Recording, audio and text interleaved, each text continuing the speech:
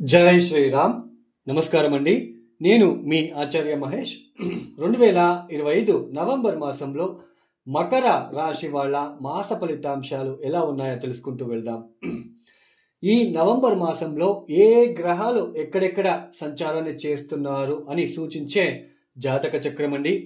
ఇలానే మనం పుట్టినప్పుడు ఏ గ్రహాలు ఎక్కడున్నప్పుడు, అలానే ఆ గ్రహాలు ఏ నక్షత్రం మీద ఉన్నప్పుడు, ఎన్ని అష్టకొర్గ బిందులు ఇచ్చినప్పుడు మనం పుట్టాము, ఇవన్నీ కూడా మనం జాతక ద్వారా తెలుసుకోవచ్చు. సేమ్ ఇలానే ఉంటుంది. ఈ ఒక మాసంలో శని చూడండి మీనరాశిలో సంచారం చేస్తున్నారు. అయితే వక్రించారు. నవంబర్ 28వ తేదీ నుంచి వక్ర త్యాగం చేస్తున్నారు. ఇది మకర రాశి వాళ్ళకి చాలా ప్లస్ పాయింట్ అండి. చాలా బాగుంటుంది నవంబర్ 28వ తేదీ తర్వాత. అలానే రాహు కుంభంలో సంచారం, కేతు సింహరాశిలో సంచారం, గురు అతిచార మార్గంలో కర్కాటక రాశికి అయితే వచ్చారు. నవంబర్ 11వ తేదీ వరకు మాత్రమే ఆయన ఈ మకర రాశి వాళ్ళకి బాగుంటుంది. తర్వాత వక్రించబోతున్నారు. నవంబర్ 11వ తేదీ తర్వాత ఆయన వక్రించి సంచారాన్ని ప్రారంభం చేస్తున్నారు. ఇక ఈ మకర రాశి వాళ్ళకి చూడండి, ఈ సూర్యుడు నవంబర్ 16వ తేదీ వరకు ఈ తులారాశిలో సంచారం, తదుపరి వృశ్చికానికి వచ్చి సంచారాన్ని ప్రారంభం చేస్తారు. అలానే శుక్రుడు ఈ ఒక మాసంలో నవంబర్ 2వ తేదీ నుంచి నవంబర్ 23వ తేదీ వరకు తులారాశిలో సంచారం, తదుపరి వృశ్చిక రాశికి వచ్చి సంచారాన్ని ప్రారంభం చేస్తున్నారు. అలానే కుజుడు కూడా వృశ్చిక రాశిలో సంచారం చేస్తున్నారు. బుధుడు కూడా వృశ్చికంలో సంచారం చేస్తున్నారు. అయితే ఈ ఒక మాసంలో నవంబర్ 10వ తేదీ నుంచి నవంబర్ 28వ తేదీ వరకు బుధుడు వక్రించి సంచారాన్ని చేస్తున్నారు. ఈ మకర రాశి వాళ్ళకి చూడండి కాస్త శని కూడా యోగిస్తున్నాడు. అయితే నవంబర్ 28వ తేదీ తర్వాత పూర్తిగా యోగిస్తాడు. మీకు చాలా బాగుంటుంది. చూడండి మకర రాశి వాళ్ళకి అందరికీ బాగుంది అంటున్నారు. మాకు మంచి అవ్వట్లేదు అని మీరు చాలా థింక్ చేస్తూ ఉంటారు. ఎందుకు అంటే మకర రాశిలో లక్షల మంది ఉంటారండి. అందరికీ ఒకే ఫలితాలు ఉండవు. 1, 2, 3వ స్థానంలో శని సంచారం జరుగుతూ ఉంది. అయితే అష్టకవర్గ బిందువులు ఎన్ని ఇచ్చారో చూసుకోవాలి. 0, 1, 2 ఇలా ఇచ్చి ఉంటే మనకు అంతగా యోగించదు. అదే 4, 5, 6, 7 గనక ఇచ్చి ఉంటే చాలా బ్రహ్మాండంగా యోగిస్తుంది. అయితే వక్రించారు, వక్రత్యాగం చేసిన తర్వాత ఇంకా బాగుంటుంది. ఇది మీరు అర్థం చేసుకోండి. అలానే గురువు మనకి వక్రించారు. ఆ తర్వాత సప్తమ స్థానంలో చూడండి మకర రాశి వాళ్ళకి సప్తమ స్థానంలో గురువు ఉండడం మంచిదే. మనకి వక్రించబోతున్నారు కాబట్టి పెళ్లి విషయంలో జాగ్రత్తలు తీసుకోండి. అంటే తొందరగా పెళ్లి చేసుకోవాలి, అర్జెంటుగా వద్దు. మొత్తానికి ఈ మకర రాశి వాళ్ళకి ఈ ఒక మాసంలో రవి బలం పెరుగుతుంది. నవంబర్ 16వ తేదీ తర్వాత కుజుడి బలం పెరుగుతుంది. బుధుడి బలము, శుక్రుడి బలం కూడా ఉంది. అంటే ఈ మకర రాశి వాళ్ళకి ఉద్యోగం లభించే సూచనలు, నవంబర్ 16వ తేదీ తర్వాత ఆకస్మిక ధనలాభము, సంఘంలో గౌరవ మర్యాదలు పెరగడం లాంటిది. అలానే ముఖ్యంగా ఈ యొక్క భార్య భర్తల మధ్య ఏదైనా తగాదాలు ఉన్నా కొంచెం తగ్గడం లాంటిది. ఇలాంటి మంచి శుభ ఫలితాలు ఈ మకర రాశి వాళ్ళకి రాబోతున్నాయి. అయితే పూర్తిగా ఎప్పుడు మీకు బాగుంటుంది, శని వక్రత్యాగం చేసిన తర్వాత మీకు చాలా బాగుంటుంది అని చెప్పుకోవచ్చు.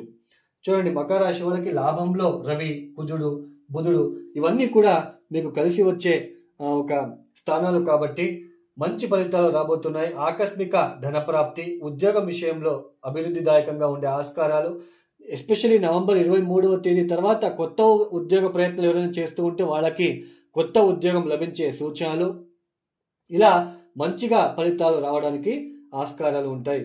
ఎన్ని ఇలా ఉన్నప్పటికీ డబ్బు నిలకడగా ఉండదు. డబ్బులు ఎక్కువగా ఖర్చు పెట్టే ఆస్కారాలు ఎక్కువగా ఉంటాయి. డబ్బు ఎక్కువగా ఖర్చు అవుతూ ఉంటుందండి. ఇలాంటి ఫలితాలే ఎక్కువగా ఉంటాయి. శని వక్రత్యాగం చేసిన తర్వాత మనకి ఇంకా బాగుంటుంది. అయితే అష్టకర్గ బిందులు చూసుకోండి. ఏ దశాభుక్తి జరుగుతుందో దాన్ని కూడా మీరు చూసుకుంటే బాగుంటుంది. లేదంటే మనకి అర్థం కాదు. ఎందుకంటే మకర రాశిలో లక్షల మంది ఉంటారు. అందుకే గోచార ఫలితాలు అనేది కేవలం 20% మాత్రమే తీసుకోండి అని చెప్పడం జరుగుతూ ఉన్నది. లాభస్థానంలో గ్రహాల సుఖ సంచారం బాగుంటుంది. బట్ అష్టమాధిపతి అయ్యాడు కాబట్టి అష్టమ స్థానానికి అధిపతి చూడండి మకర రాశి నుంచి 1, 2, 3, 4, 5, 6, 7, 8 సింహరాశి అష్టమాధిపతి దశమ స్థానంలో ఉండడము నవంబర్ 16వ తేదీ వరకు ఉద్యోగ ప్రయత్నాలలో కొంచెం అంతగా కలిసి రాదు. అదే నవంబర్ 16వ తేదీ తర్వాత ఎప్పుడైతే లాభస్థానానికి వస్తారో అప్పుడు కొంచెం శుక్రుడు కూడా ఎప్పుడైతే నవంబర్ 23వ తేదీ తర్వాత లాభస్థానంలోకి వచ్చేస్తారో అప్పుడు కాస్త కలిసి వచ్చే సూచనలు, అంటే కొత్త ఉద్యోగ ప్రయత్నాలు, ఉద్యోగంలో ఉన్న ఒత్తిడులు తగ్గడము, ఇలా మంచిగా ఉండే ఆస్కారాలు మనకి కనిపిస్తూ ఉంటుంది. అయితే భార్యాభర్తల మధ్య కొంచెం కొన్ని ఇబ్బందులు తలెత్తే సూచనలు ఉంటాయి. ఎందుకంటే మకర రాశి వాళ్ళకి సప్తమంలో గురువు వక్రించాడు కాబట్టి పెళ్లికి అర్జెంట్ చేసుకోకండి, లేదంటే ఇబ్బందులు తలెత్తే సూచనలు. తర్వాత ఈ సోదరులతో ఇబ్బందులు కొంచెం తగ్గే సూచనలు కూడా మీకు కనిపిస్తూ ఉంటుంది. సోదరులతో కొంచెం ఇబ్బందులు తగ్గే సూచనలు, కొంచెం జర్నీస్ ఎక్కువ చేయవలసిన ప్రమేయము, ఇవన్నీ ఉంటాయి. నవంబర్ 28వ తేదీ తర్వాత ఇంకా బాగా మీకు అభివృద్ధిదాయకంగా ఉంటుంది అనే తెలుసుకోవచ్చు. మొత్తానికి మకర రాశి వాళ్ళకి కొంచెం పాజిటివ్గా కనబడుతుంది. కొంచెం టైం అనేది సద్వినియోగం చేసుకోండి. ఖర్చులు పెరిగే సూచనలు ఉంటాయి, ఖర్చులు ఎక్కువగా ఉంటాయి. కుటుంబ రీత్యా కొంచెం డిస్టర్బెన్సెస్ అనేది ఉన్నప్పటికీ ఈ అష్టమ స్థానంలో కేతు ఉండడము, స్కిన్ రిలేటెడ్ ఇష్యూస్ ఇలాంటివన్నీ ఉంటాయి.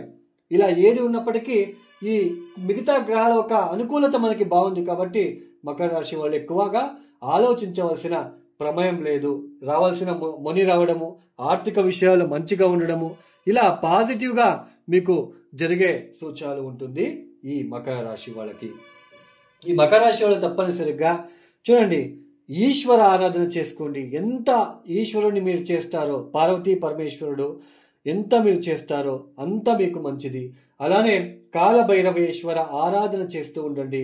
ఈ మకర రాశి వాళ్ళకి పంచమాధిపతి శుక్రుడు అవుతాడు కాబట్టి ఎక్కువ భువనేశ్వరి గాయత్రి మంత్రం లేదా అమ్మవారికి ఎక్కువ తలుచుకోవడము, లక్ష్మీ ఆరాధన ఎక్కువ మీరు చేస్తూ ఎంత చేస్తే మీకు అంత మంచిది అండి. ఈ మకర రాశి వాళ్ళు పరిహారాలు చేసుకుంటూ ఉండండి. అలానే ఎవరికైతే ఆస్ట్రాలజీ కన్సల్టేషన్ కావాలనుకుంటే డిస్ప్లే అవుతున్న నెంబర్కి నేరుగా కాల్ చేయండి. ఈ వీడియోని క్లోజ్ చేస్తున్నాను. సర్వే జనం సుఖినో భవంతు. ధన్యవాదములు. జై శ్రీరామ్.